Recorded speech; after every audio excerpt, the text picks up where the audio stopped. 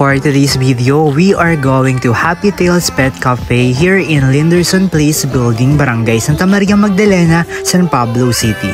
Sobrang amazed ako dito sa Happy Tales Pet Cafe kasi all-in-one na siya. Grooming center dahil deserve ng ating mga fur babies na mapamper dahil sila ang naghahatid ng happiness, cuteness at companionship sa atin at sa ating mga tahanan. Pwede rin kayo mag-order ng pagkain para sa inyong mga alaga. Available din dito ang iba't ibang mga essential products para sa inyong mga fur babies. Sobrang daming pwedeng pagpilian and sure ako na tulad ko ay malilito rin kayo. Sobrang quality rin kasi yung mga products nila. Going on vacation pero nag-aalala ka about your pets? They got you. Happy Tales Pet Hotel na ang bahala sa fur babies mo. A hygienic, air-conditioned haven, CCTV equipped with loving attendants, sanitize daily for your pet's comfort and safety. Room starts at 400 pesos only. Habang nagpa-pamper ang ating fur babies ay pwede naman tayong maghintay sa Happy Tales Cafe,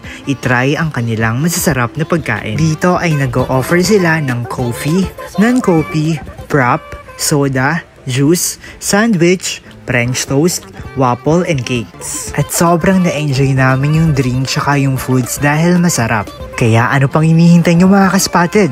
Dalhin nyo na rito at ipa-experience sa inyong fur babies ang alagang Happy Tales. For inquiries, you may like and follow their Facebook page, Happy Tales Pet Cafe San Pablo. Thank you for watching. Goodbye!